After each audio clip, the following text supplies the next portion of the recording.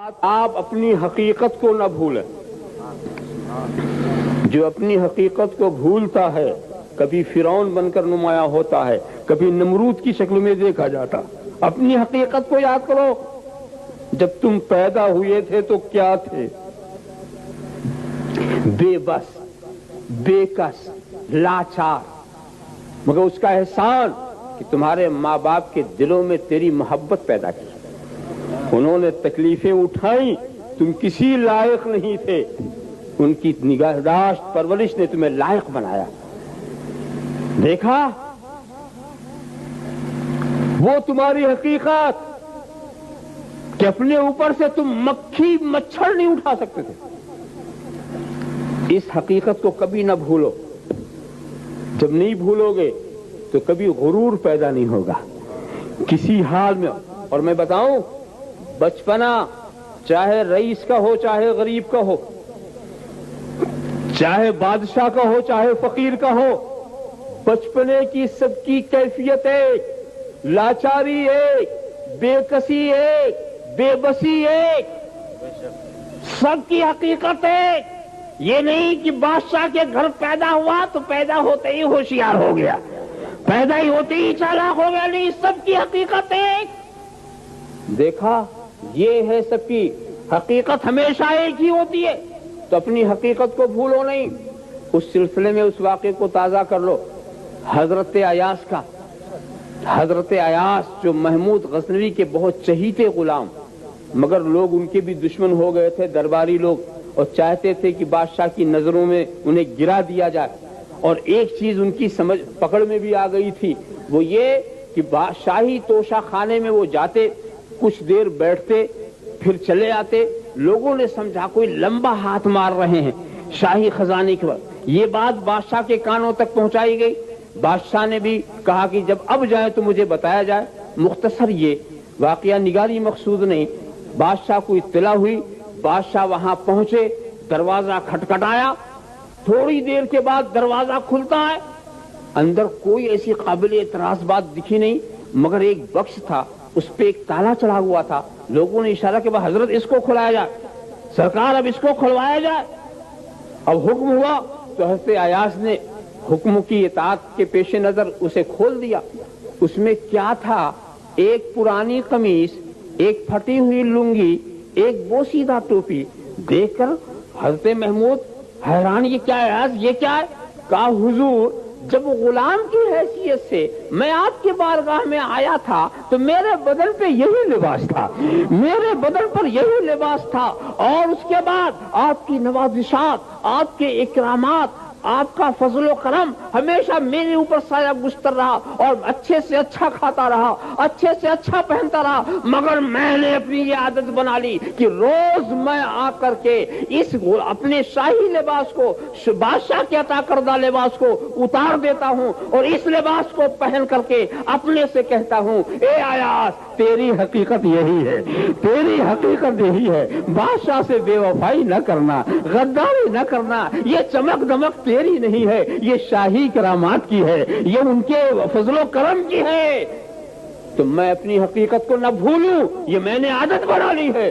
حضرت محمود آپ دیدہ ہو گئے، سینے سے لگا لیا اور کہا ایاس تو نے اپنی حقیقت نہیں فراموش کی. محمود اپنی حقیقت بھلا چکا، محمود اپنی حقیقت بھلا چکا.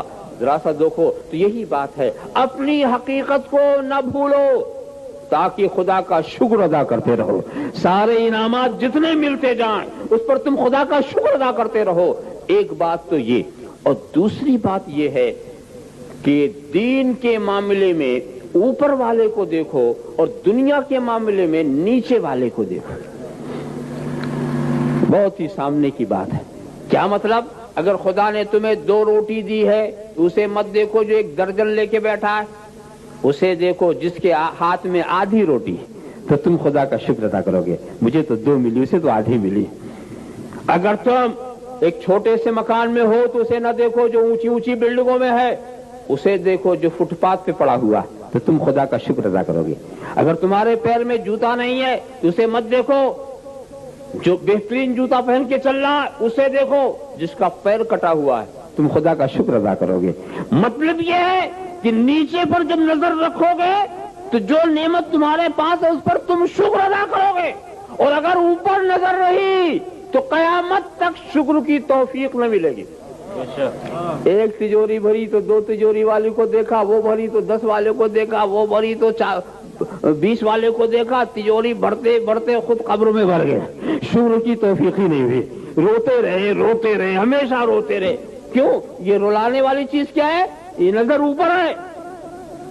تو مت دیکھ جو حج نہیں کرنا چاہتا، اسے دیکھ جو حج پہ حج کیے جا رہا ہے اور حج کی طرف اس کے دل سے نہیں نکل رہی ہے۔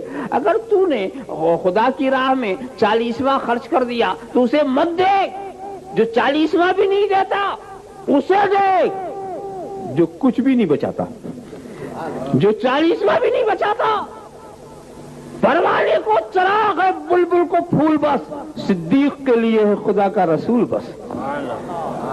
دیکھو تو ایسا تو معلوم ہے کار خیر میں نظر اوپر والے، تاکہ اپنے عمل کا غرور نہ پیدا ہو، غرور نہ پیدا ہو۔ اور اب تو ایسا حال ہی عجیب ہے، حج کر کے آئے، ایک ہی حج کیا ہو، اور پوچھیے ان کا نام کیا نام بتاتے ہیں؟ حاجی عبد الرحمان۔ ارے حاجی عبد الرحمان، حاجی عبد الرحمان، میرا نام حاجی عبد الرحمان۔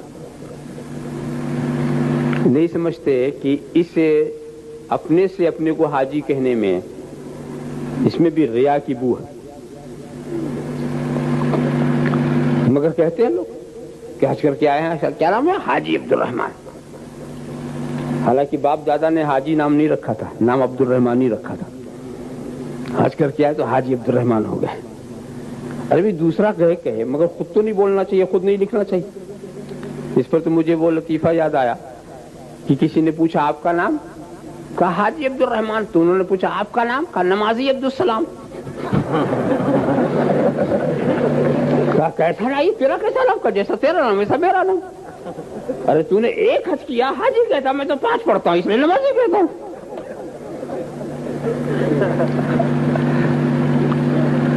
تو دوستو عمل کرنے میں اوپر والے کو دیکھو، اور دوسری بات اور